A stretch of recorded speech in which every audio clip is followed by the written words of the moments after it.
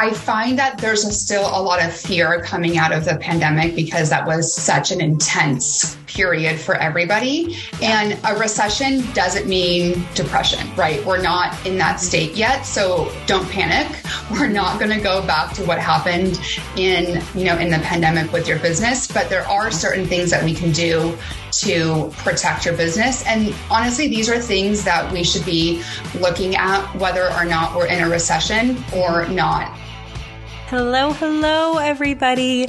Welcome back and happy 2023. We have an amazing episode for you today. It is with Lauren Schoenfeld. She is the head of Active Core Consulting. She has an amazing background in the finance department from Equinox, and she's a member of the Friday Society membership. She's actually already done a webinar for you guys if you're in the membership, and if you're not, you should be. It is really a great place. It's $50 a month for so much knowledge, and there's just so much cool content in there, and the community is phenomenal. So I'm really excited to introduce you to Lauren, who is one of our amazing community members. But we get into so much stuff around the finance of your business. So she asks some really amazing questions. This is an episode that I would definitely recommend having a pen and paper for if you can. If you're walking, maybe just open up a note app on your phone, also look out for cars and stuff, but it's a really good one. So I would just, make sure you're answering these questions. And if you can't answer them in real time, you can always come back to them. She has some resources that she's mentioned in the episode, so I've gone ahead and linked those in the show notes. But that's it. You guys are going to love it. Really all about finance and all the things that we can do to make more money and have more time. And those are two things that I love, and I think all of you guys are entitled to. All right. Well, happy 2023. Happy New Year. I'm super excited for this year. There's so much stuff coming. Make sure you are signed up for my newsletters if you are not yet. And the link to that is also in the show notes. There's a lot of stuff coming up, and I'm really, really excited about it. A lot of collaboration, a lot of live events, a lot of different opportunities for you guys to just really crush your marketing like in one sitting. So yeah, sign up for the newsletters, and let's get to Lauren. Hey everybody, welcome back to the Friday Society. I am here today with Lauren Schoenfeld. We have a 3-part series coming up. So this is going to be part 1. We're going to talk all about finance. And I know most of the time we talk about founder stories and marketing, but kind of with what's going on in the media and the state of the world, I felt and have been hearing from you guys that finance is what you're sort of focused on right now. Revenue, everything that goes along with that. So Lauren is best in the game at this, especially in this industry. So wanted to make sure that you got all the information you needed straight from the horse's mouth. Lauren is a strategic finance director at Equinox, and she is also the co-founder and CEO of Active Core Consulting. She helps business owners everywhere master their finances so that they can get in control of their businesses and make more money, because we all want to do that while we help more people. She is also a member of my Friday Society membership, and she's actually done a webinar for all of my members. So you can find her webinar inside the library of content if you guys decide to join, which I hope you do. It's a great group. And her top 3 tips for financial success is the webinar. So it's in there. We talk all about stepping into your CEO mindset. All the members found it so helpful that this was sort of why I was like, okay, she needs to come on the podcast too. Like, I'm just so all about your method. Lauren, welcome. I'm just so happy I'm always just happy, I feel like, to share Zoom with you. Like, I just love chatting with you. Oh my gosh, I love chatting with you too. And we have a similar background coming from like Equinox and Soul Cycles. So there's just been so many synergies. So Thanks for the awesome introduction. Oh my God, of course. Okay.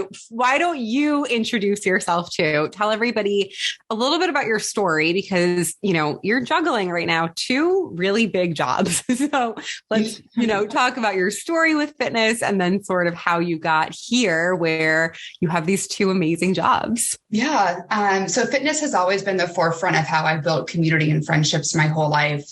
from playing soccer and volleyball when I was a kid to moving to New York City in the glory days of ClassPass, where I just popped around to every boutique fitness studio in the city and met my crew, met my people in fitness. Those early ClassPass days were just the best. Yeah. What was your favorite ClassPass studio? Oh my gosh. I really liked going to Barry's because back then I was so That's OG ClassPass. Yeah. I couldn't afford like any of the studios, let's be real. So Barry's was fun. I love checking out all the different cycling studios. Everything. Just like the variety was really my favorite. Yeah. I love it. Yeah. So after, deciding to get back into the fitness industry after working in finance for over 12 years, I've been at Equinox for the past 6 years or so. In the years prior to COVID, I was part of the team that scaled the clubs from 85 to 105 locations, expanding into new international markets. And I was part of the team that grew 9 new fitness-focused businesses for the Equinox Group. So things like the Equinox Hotel and Hudson Yards, Project by Equinox, which was our lab that was located in Soho pre-pandemic, Precision running treadmill studio that was in Flatiron pre-pandemic, the Equinox digital platform with the Soul at Home Bike. And one of my favorite projects was the Equinox Explore, which was our luxury retreat business that we had pre-pandemic. I didn't even know that was a product. Yeah, it was a new thing that they rolled out late 2018, 2019. It was really picking up traction, but then the pandemic happened and ruined everything. Got it. So are there no retreats right now, or there's, that's just not a functioning product? Not a functioning product. Hopefully, when the business rebounds a bit more, I think it's on the radar to bring it back, but we'll kind of see how it goes. Yeah. And so doing all of these really exciting new business ventures pre-pandemic is like really where I fell into my passion of realizing that these growth tactics are just so many skills that business owners have a limited understanding of. So I saw a need to empower studio owners to understand their cash flow to ensure their business survives. And so when the pandemic hit and everybody was kind of running around, not knowing what to do, pivoting so many times, I just really felt this need to give back to the industry that has given me so much.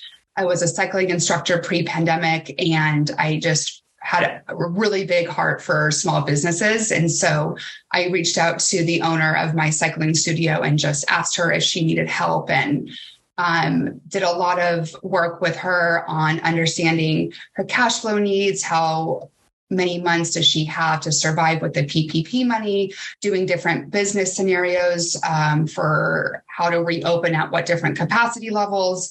And then she was actually the first outdoor cycling studio in New York City. So it was really cool to help her as a thought leader to open that. So her business is doing really well. I'm really so excited for her. Yep. That's awesome. It's so funny. I actually was thinking a few days ago, and I remember when you and I first started talking, because we started connecting on Instagram, which is like such a freaking cool thing. I remember I messaged you and I was like, God, we would be such a powerhouse team for a studio. And then I was thinking about it the other day, because like we both have the exact same background, right? Or we, had this Equinox training and we're like, this is great, but we could also help small businesses so much. But you took on the finance side and I took on marketing. And I literally 2 days ago, I was like, damn, if me and Lauren opened up a studio, like, wow, would that be a studio ever? So, I don't know if all of our jobs and all of our cool things don't work out, which I know, they're already working out, but just in case, we could always open a studio together. I mean, the future has so many potentials. So I'm definitely not ruling it out. I love it. Okay. So, everybody, I said earlier, we all know, like, we're going to do a 3-part series. So today, definitely want to get to know you, but also I think the most impending, the topic that's on everyone's mind right now is sort of this recession and inflation at an all-time high and everything sort of going on. So can you, before we actually dive into like what can businesses do? Can you just explain a little bit of that? If like someone is sort of out of the loop or is horrible with money or doesn't pay attention, is not horrible, but doesn't pay attention, like what is going on right now in the state of the economy? Yeah, so this could be a whole podcast on itself. So I'm going to keep it super simple and how I see it impacting the fitness industry and my clients that I'm working with. So as you said, inflation is on the rise. Rates are looking 7 to 8% compared to the 3 to 5% that we were seeing in the past couple of years.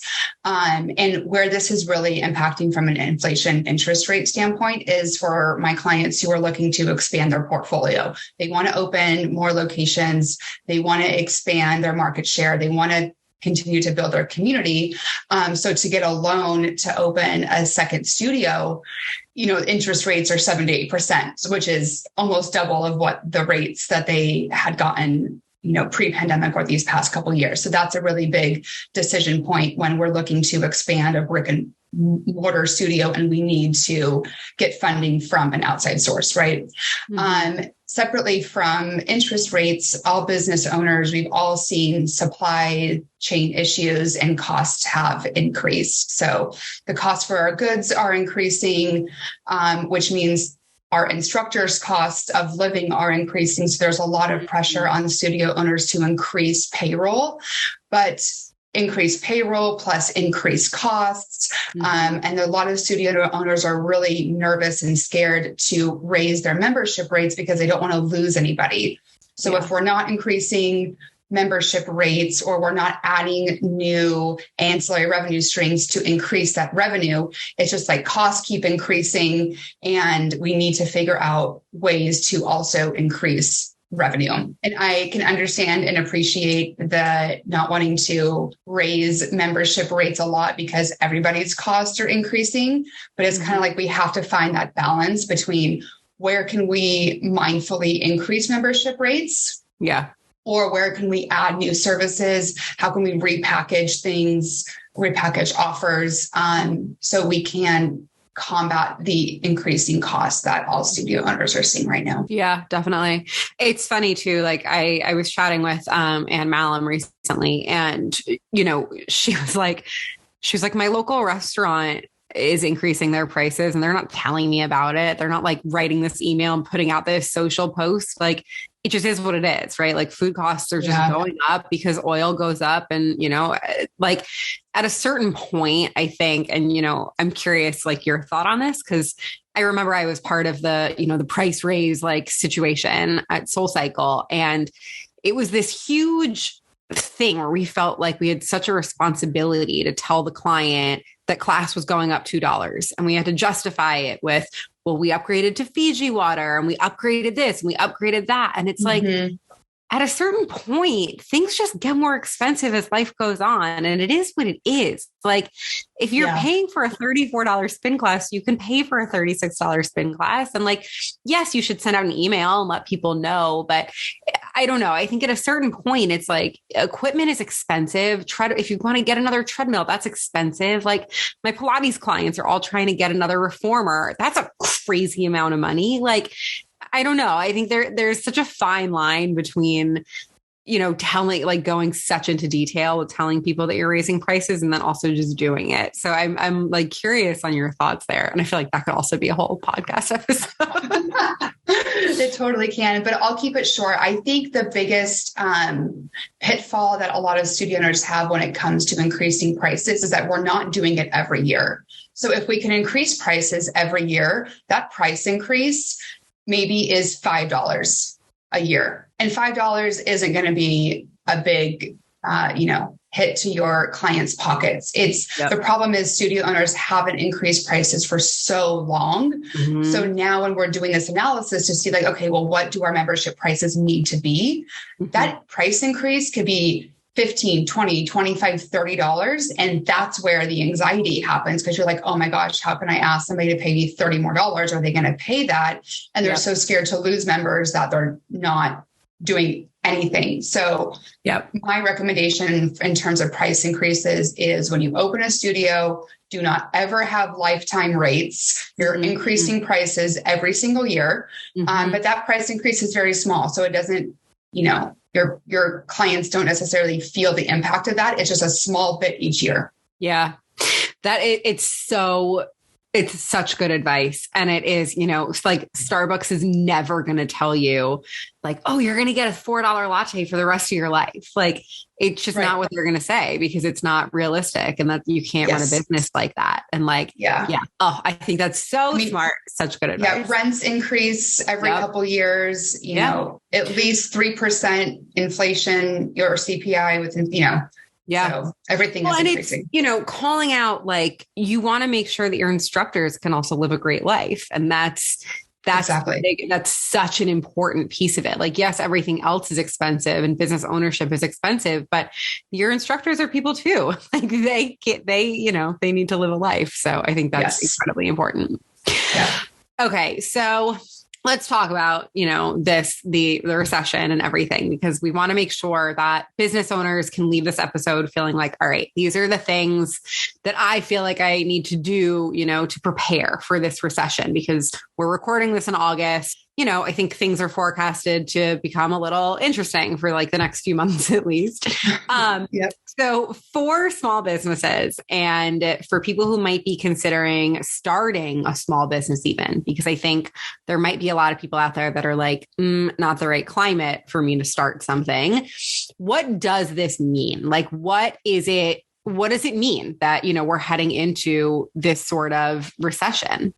Yeah. And I think what it means for business owners is I find that there's still a lot of fear coming out of the pandemic because that was such an intense period for everybody. And a recession doesn't mean depression, right? We're not in that state yet. So don't panic. We're not going to go back to what happened in the pandemic with your business, but there are certain things that we can do to protect your business. And honestly, these are things that we should be looking at whether or not we're in a recession or not. I think they're just core tenets that you should always have in mind for your business. And so we'll go over my 5 tips for that. But if you're somebody that's looking to start a business right now, there's so many different ways you can do it. You can really start small and really make sure you're testing your market and making sure that you know what your consumer and your customers want and making sure your product or your offer is really speaking to them.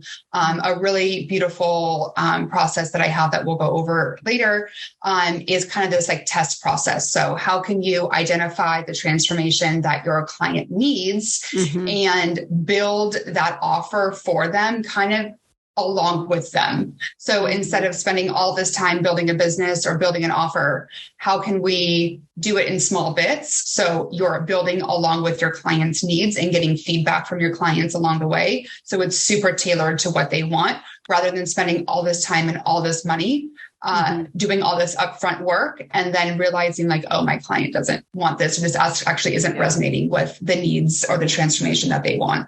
Yeah. Yeah. And I'll also just call out like what I love so much about your process is, I think your whole ethos is like, as long as you're on top of all this stuff from the beginning, you're set. And that's what I love is like, you're so good about just reminding people, like, make sure you're doing this and check in on this report. So I'm excited to keep hearing of all of these, like, your 5 core tips too. I love them. Yep.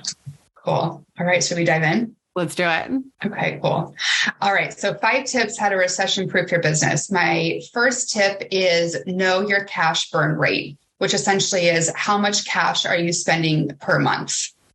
And so getting really clear on this number will help you determine how many months your current cash levels will support your business. So say you have $20K in your bank account and each month you need $7,000 to cover all your business expenses. Well, if something really bad happened and your revenue is cutting short, you have about 3 months of cash in your bank account. So knowing that number is really, really important. So you can always keep an eye out on, okay, what are my expenses? How much cash do I need to pay all my bills, to pay my loans versus how much is in the bank account? And understanding what that number is. So say your cash number per month is $7,000, constantly checking in with your expenses and with yourself to making sure, like, am I spending that $7,000 on expenses that are necessary and purposeful for my business? Because the more money you spend on things that are not necessary and purposeful was a really hard word for me to say. The more money you're losing, the more money you could be reinvesting back in your business or paying your instructors a higher salary. Yeah. I remember back when you did your webinar for the membership that you also put a template, right, for everyone to fill out. Because my question is going to be like, how do you recommend people keep track of this? And I am so going to call myself out. When I was first starting, I'm pretty sure I wrote on pen and paper, like all the platforms that I had signed up for and how much it was and, blah, blah, blah. And then I finally started keeping an accounting, like the whole folder for myself. But how do you recommend small business owners and studio owners and everybody keep track of these expenses and, sort of decipher what is necessary and what is, purposeful and all of that for their business? Yeah, absolutely. So definitely, obviously, setting up a business checking account and a business credit card and paying everything on your business credit card so it's separate from your personal spending is kind of like step number one. And then I highly recommend getting yourself into a system like QuickBooks or Xero that just automatically consolidates all these expenses for you.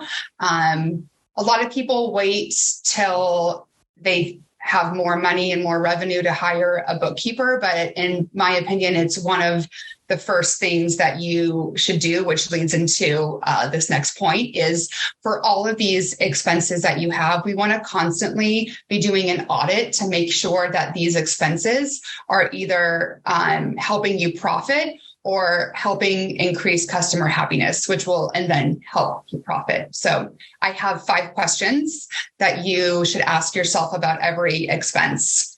And what I like to do with my clients is have them run, if you don't have your expenses in QuickBooks, and hopefully you're using a business credit card, take your credit card statements for the past 6 months and look at every expense to ask yourself these questions. Or if you are in QuickBooks, run your P&L detail for the past 6 months to a year so you can get a consolidated list of what you're spending.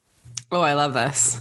Okay, so the first question, does this expense save you time? If it does, are you using your time to either focus on income generating activities or increasing customer happiness? Because if we're spending money to save time, but we're not using that newfound time to work on the business, meaning to work on growth areas, then it's questionable if that expense is necessary and purposeful. So 2 quick examples of this are like hiring out a bookkeeper, because that definitely saves you time, hiring out social media management, or using an automation platform like Brandbot. I was just going to say, as you said that, the first thing that came to mind for me was Zapier.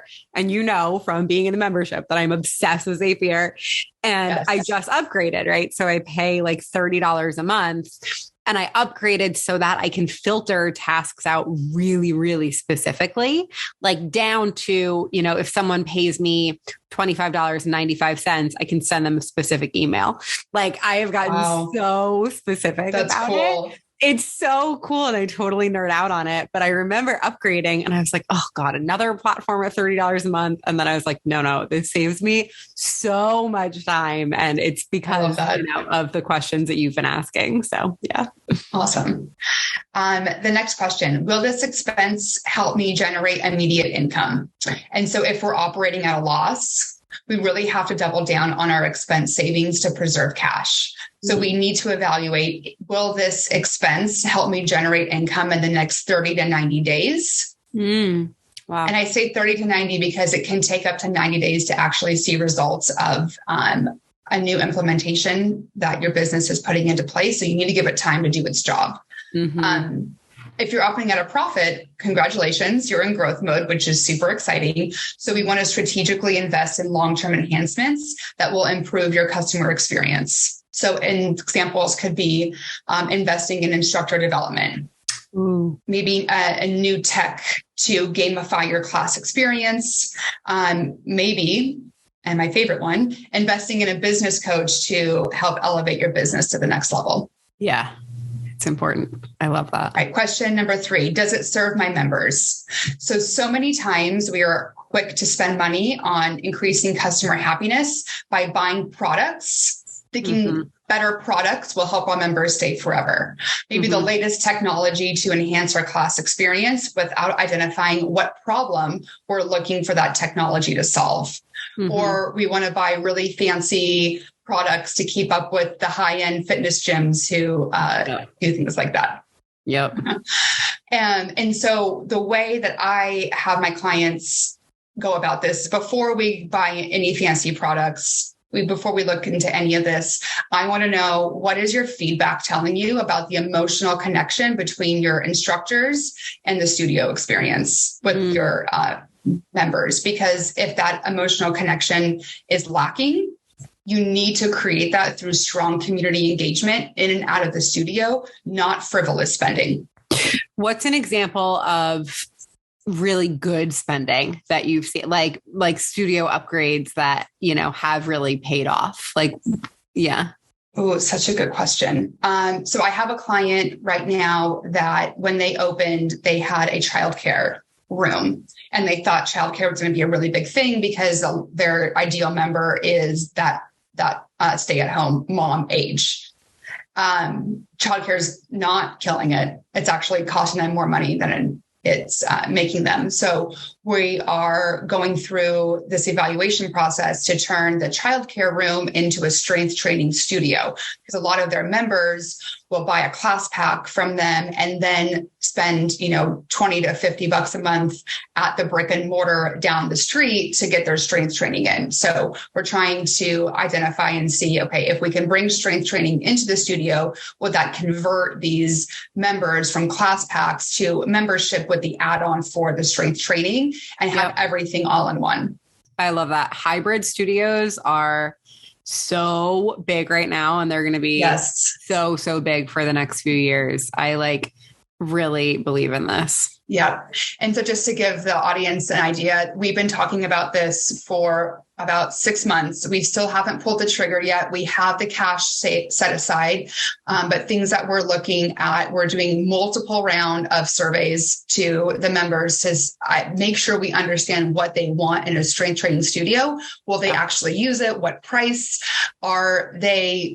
What price do we think will be that sweet spot for them? We're also doing testing on small group training because we want to enhance the strength studio for maybe small group personal training sessions. So before we do that, we've been testing and doing a couple rounds of small group training. And that's been going really, really well. And they sold out both rounds literally within a couple hours. So the tests that we're doing right now are proving to be successful, but this is not a decision that we're taking lightly. We're not we have a set member goal that we're not going to even think about doing this until member count gets to a certain number. So a lot of work is going into kind of the testing of this. So it's not a decision that they're taking lightly.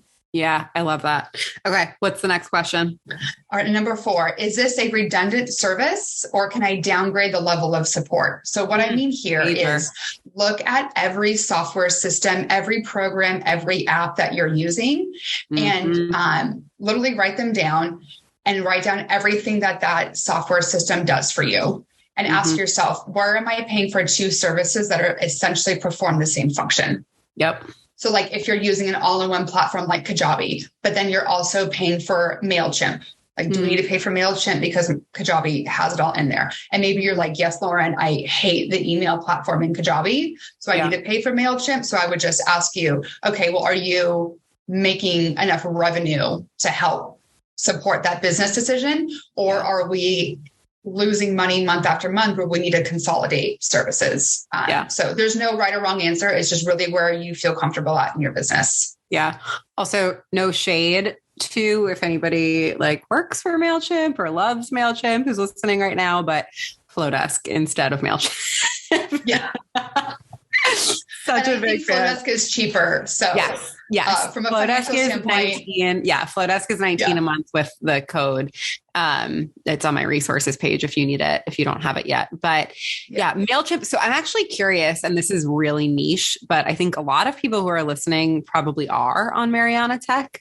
Can you do you know much about it's the cost of Mariana, and then they make you have BrandBot, and they also make you have MailChimp, right? And they make you have like a pretty high up version of MailChimp or something. Like I've been seeing that recently for some clients, and I'm like, I just don't understand it. My clients that are on Mariana Tech, the price of Mariana Tech seems to include BrandBot because they're not paying for BrandBot separately. Yeah. But yes, they are paying for MailChimp separately. And even if it's not their provider, like even if they use a different email provider, they still make them have MailChimp. I don't know. That was just, I was like, what? Like, let's get off. I don't know. Well, it's also interesting. I mean, I guess separate conversation. Like if we have MailChimp and we have BrandBot, like BrandBot is also an email marketing platform. Yeah. So like, why do we have two? That's always been confusing to me. Right. I know it's confusing. Okay. I didn't know. I don't know. Well, you and I will get to the bottom of it at some point. Yeah. We'll figure that out. A future podcast topic. Yeah, exactly. Okay. Sorry. Keep going. Yep. And then I know a question that was really helpful for you when we went through this is, am I paying for the premium version when the standard offering suits my current needs? So I think for you looked at this with Zoom. And you realized you were paying for, I don't remember what you're paying for, maybe more storage or something like webinar capability. And then I was like, yes, but the webinar capability was $55 a month. And the only thing it allowed you to do was that you were, the main you were the main video that people saw, and you couldn't see everyone else who joined. And I was just like, but I also have the capability on the regular plan to just turn off everyone's camera and mic. So like, why wouldn't I just do that? And the regular plan is $14.99 a month. So I saved $40 a month just by downgrading. Yep. Love that so much. And now you use that savings to pay for your Zapier, which is going to save you so much time. So that's a win-win. So true. Oh, that's such a great point. I love that. All right. And last but not least, is this expense required to keep the lights on? So every dollar that is spent that is not purposeful and productive can have a negative impact on the business's ability to pay the team and you. Mm-hmm. So you, the business owner, deserve to run a successful business that supports both your community and you. So all of these questions, you're the one that can only answer this. There's no right or wrong answer here. It's really what's best for your business, but it's just something to be really mindful on to understand if we're spending money on things that we don't need to spend money on. Yeah, that's super, super important. So, okay, I assume people are taking a lot of notes. What do you, let's say, they've written down all this stuff. What's sort of your next step for them after they've distilled and identified all this information? Absolutely. And I have a quick recap guide. Maybe Alexa, you can put the link in the show notes so they can download the one pager just in case they weren't able to take down every word that I said. So after we do this audit and we come up with, okay, I need $17,000 a month to run my business. If you're a brick and mortar, you probably need closer to 20 to 35,000 from what I've seen, but depending where, what your business is at. So what I do with my clients after that is we create your profit plan, which is essentially my fancy way of saying your business plan or your budget or your forecast. So now that we know how much money it takes for you to keep the lights on and to run your business, that will help us determine how much we need to charge for all the different offerings that you have. I love that. Which is a whole 2 to 3 session coaching thing that we go through. And it's really, really helpful because we'll dive into the offers. I'll help and look through your data to understand and make sure that what you're offering is actually what your members are using and we're meeting them where they are. Yeah. I love that. That's super important. Yes, we will definitely put that in the show notes. Okay. So what are some reports? And I know you're really big on this. What are some reports that you recommend business owners pay close attention to right now, but also in general, right? Because I have my 5 marketing reports that I ask people to look at, but I'm curious what your finance reports are. And then also like, what cadence do you really recommend people look at these reports?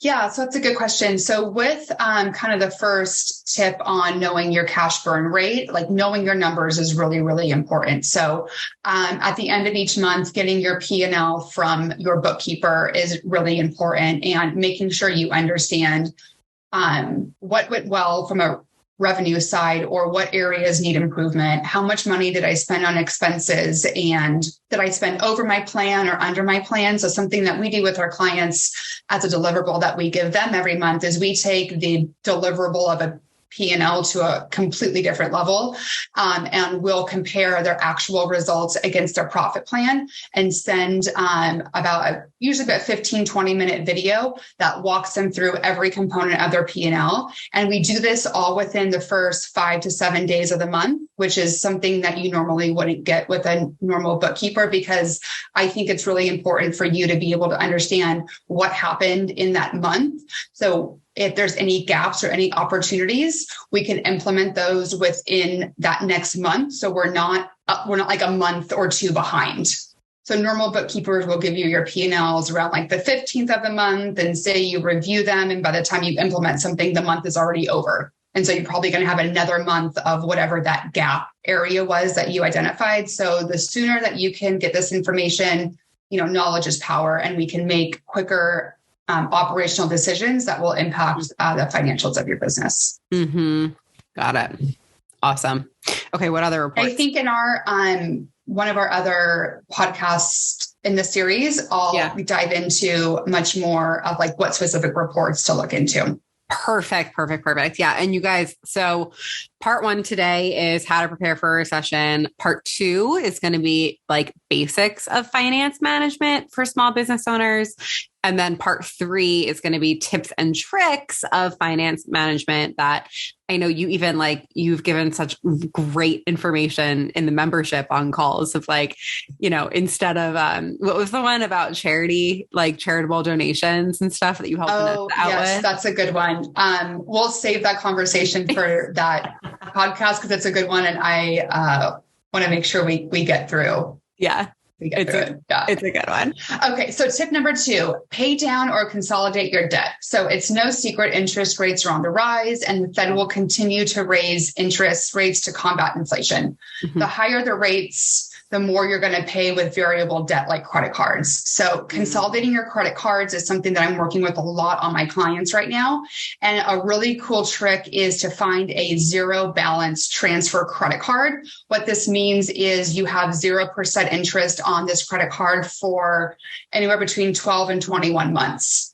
So if you have $10,000 of credit card debt, you're probably paying anywhere between 18 and 29% interest. So the minimum payments that you're paying aren't even going to principal. You're just paying off the interest, and you're literally never going to pay off this credit card debt if you're only paying the minimum payment. It's going to take you literally forever. So my recommendation, yes. It's crazy, because you just accrue interest. Your minimum payment mostly pays interest. And so it's just a constant battle that it's really hard to get out of that hole.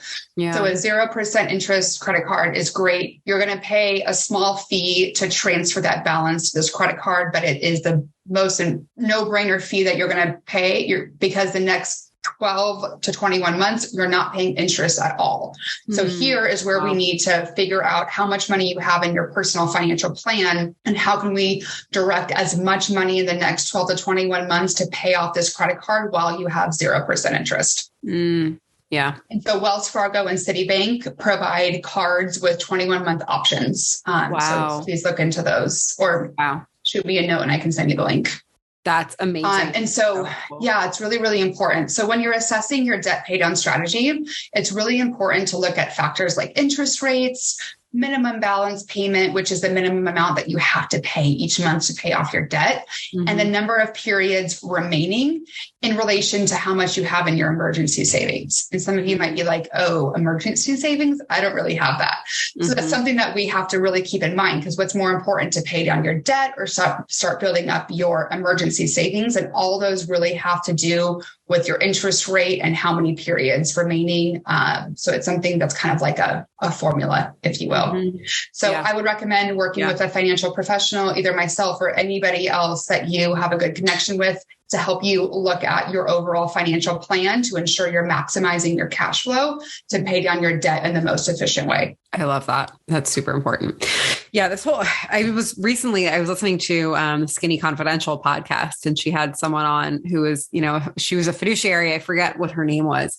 But she's written all these books. She wrote a book called Rich Bitch. I don't know if anyone knows what that is. Yes. I forget the author's name, but she was really cool. But she was just talking about these percentages, like this APR percentage that you get locked into, and how a lot of people don't know that it's negotiable. Like that rate is actually negotiable a lot of the time. That just because they give you a piece of paper with the number on it doesn't mean it's hard and fast. And just also just what sort of a scam it is that people just end up spending their whole lives trying to pay down this 24% or whatever percentage it is. Yes, it's awful. So if you're in credit card debt, hit your girl up. Let me help you out. Yeah. I've heard that though. That's the first thing you really need to take care of. Yes, absolutely. Okay. So then what's all right? Number 3, emergency savings. So we want to make sure you have 3 to 6 months of your monthly burn rate. So that number that we looked at in tip 1, when we saw how much money do I need to run my business, make sure you have at least 3 to 6 months of that number. Nice. And why that's important, for emergency savings, anything that happens, whether that's another financial downturn, really important to keep in mind is what we saw on the pandemic was those businesses who did not have any emergency savings or knew how to effectively manage their cash flow did not survive. Right. Yeah. And so if you don't have this much cash on hand, there are 2 strategies that we use with our clients to generate cash on the fly. The first one is offer a paid in full membership. So you generate more cash up front for your business, and your members get 12 months for the price of 11 for paying advance. It's kind of a win-win. Now, before you go crazy and start offering all these paid in full memberships, keep in mind that the more paid in full memberships you have, the less monthly reoccurring payments that you're going to get from these members, right? So you have to identify how many of these memberships can your business sustain. Yeah. And getting that number and only selling that number is very, very important, because we need an influx of cash. So that will determine how many memberships you want to sell. And then B, if I sell, if I have 10 memberships at $200 a month, that's $2,000. So can you afford to not have $2,000 a month coming in on your top line revenue? So it's kind of a balance between the 2. Yeah, definitely. I know, it's so funny. I always think that when I see well, if you pay in full now, and I guess in my head, I'm always I guess that person might need to pay a loan or whatever, but it always gives me that vibe of I don't know, I get fast money sort of. Yeah, it is a good strategy given certain financial positions. And I do have clients that like to offer this. They don't need the money, but it's just something that they want to offer their members who are, as an incentive for staying longer. I have the one studio I'm thinking of, they've been open for 7 years. They offer it once or twice a year, and it really just helps those members who are committed to be committed at a lower price point. Yeah, definitely. It's always great to have that incentive for clients too. Yep. And my second way of getting cash in is a high ticket offer. So I have a whole 5-step guide that will help you create your high ticket offer that I'll have Alexa put in the show notes. But we kind of touched upon it earlier. So it's really understanding the transformation of your client. It's creating an outline for what you want that offer to be. So you're going to reverse engineer whatever the transformation is into an 8-week to 6-month program. You're not going to spend the time to plan out each detail. Because that might not be what your ideal client needs. So you're going to test out the program with a small group of clients. You're going to get feedback each week to make sure they understand what they like, what they don't like it, because this is where the magic happens. You're going to develop the program as you go. implementing the feedback in real time. And this process will not only allow you to develop the most efficient program, but you're also gain confidence in yourself to charge that high ticket. Yeah. The confidence piece is so major. Yeah. More in that guide below. I don't want to take up too much time because it can be pretty detailed. Yeah. But once you go through that guide, if you need any assistance, Alexa or I will be happy to help you. Number 4, versatile offers and member retention. So this one, I actually got a tip from you, Alexa. So once we get to that, you can chime in. So businesses that are thriving post-pandemic are creating offers to meet their customers where they want to work out, whether that's in person or virtual, and versatile offers with prices that appeal to various financial budgets. So a popular membership strategy is the 4, 8, 12, and all access, which helps members build a consistency and commitment to themselves. And this reoccurring membership revenue will ensure your business has consistent cash flow to achieve the steps that we have above. Yeah. And so we also know that it's less expensive to retain a client than to acquire a new one. So ensuring your membership is one of the most important investments in your client's health is key. So to do this, we build a community that your members can't live without. Yeah. And so Alexa, I loved your tip here. You said developing an early stage milestone program for your clients is essential to conversion. Yeah. Yeah. It's essential for conversion because it helps people really get excited about creating a habit out of visiting your studio. And I think that's the ultimate thing that we want, right? Is like your studio to become a habit of your client. And the way to do that is like, you think about, when people say like just having positive associations with something, right? So like if you're heading into a meeting that you hate, but you have to do it every week, like make it a little sweeter by bringing, a piece of chocolate with you. Like it's this whole Pavlov's dog thing, right? Like you want to make sure you're getting positive associations with things that might be difficult for you in the beginning. So when you have a studio really acknowledging you for each step of the way, you start to feel more seen, more appreciated, then you like going to the studio. The workout's always going to be hard. Like workouts are always going to be hard. I don't know. I love working out, but I don't know many people that are like smiling ear to ear, for those entire 50 minutes. So the place that you can do that and like challenge yourself, but also feel seen and appreciated is the place that you're going to choose to build a habit out of going to. So yeah, I mean, we've seen if you can get to 6 visits within the first 30 days, your client is 90%, retained to you. They have a 90% chance of becoming a loyalist client. So definitely important to get to. And yeah, I'm a big fan of making sure you have all the systems optimized for that. Yep. Awesome. And something else that we really work on with our clients is that first 3 to 4 months, or as we just said, pivotal to creating long-lasting relationships. So your new member is establishing their routine and folding you into their lifestyle. So creating an omni-channel communication plan using email, text, and personal phone calls, personal reach outs to keep their experience curated and their engagement high is really important. Yeah, absolutely. Yeah, that's the whole marketing piece, which we talk about a lot. Exactly. Yep. Marketing. And then lastly, something that when you have the means, investing in your instructor development, I think is so important. Major. Making sure your instructors and your community have that engagement and have that connection is so important. And people come back for the instructors. Yeah. And the amazing studio that you built, but like that connection is really with the instructors. So you want to make sure that they have the highest quality experience possible, which will help develop trust in your brand. Yeah, absolutely. I love that. And last but not least, don't panic. Recessions are a normal part of the economy's fluctuations. This will not be a repeat of the pandemic on our industry.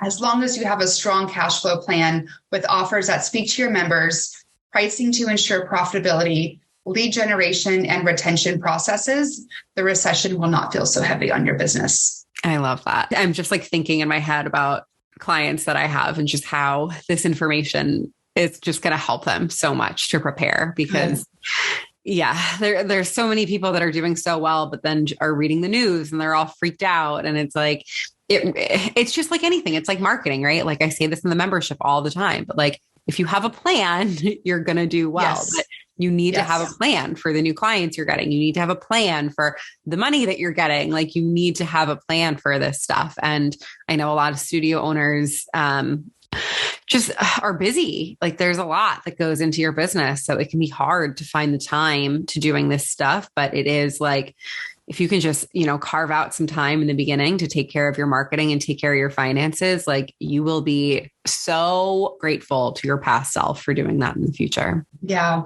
And it's one last thing I want to leave with is I feel like so many studio owners are doing everything on their own, not because they necessarily want to, but because they're afraid to spend the money to hire the help, or they're not sure who the best person is. So it feels scary to make that 5-figure investment when you're not sure if that investment's really going to turn your business around. And I just want to offer that we are not meant to live in this world ourselves. We're meant to be in community. That's why you started your business. And you as a business owner deserve to also have a community support you and your goals. So you're not doing everything on your own. Yeah. And you can't do everything on your own. Like it's not realistic. No one is an expert in all fields. It's why the world functions the way it functions. Like we're all good at different things. Like I am not good at what you are good at, Lauren, at all. And like vice versa. like we've used each other's services to get better at being business owners. And I think that was honestly the biggest transformation for me. It was like, once I started to realize just investing in services and pays off in like tenfold, it was total game changer. Absolutely. And I think finding niche service providers like you, and I guess shameless self-plug me, who are in the fitness industry and are a profession at our craft, especially in the finance world. I had a call last week with a potential new client, and she's like, gosh, I've been talking to so many finance people and they're all boring and dry. Like they're the only one I've enjoyed talking to.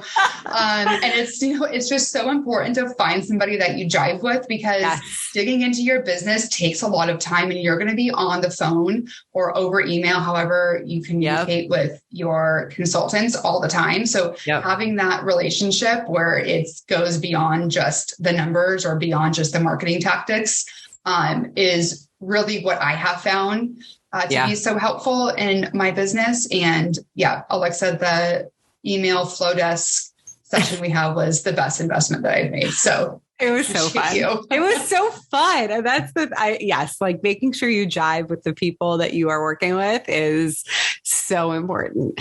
Okay, Lauren, let's get into rapid fire questions. I'm only going to ask you like 3 of them, and then I'm going to pull some different ones, because I feel like for a 3-part series, it'll be fun. Okay. Cool. All right. Number 1, what is your favorite song to work out to? Okay, I'm going to throw this back to pre-pandemic when I was a cycling instructor, and I loved to play Runway by Galantis, because I thought the beat drops were just so much fun. Okay, I don't know that. I'm going to listen to it on the Oh yeah, look it up. Software that you cannot run your business without. Okay, before I say my answer, just preface, like I work in finance. So business software I can't run my business without would definitely be QuickBooks and Excel. Like I live in it all the time. It's so nerdy, I know, but it really helps serve my clients and really helps give me the value that they pay me for.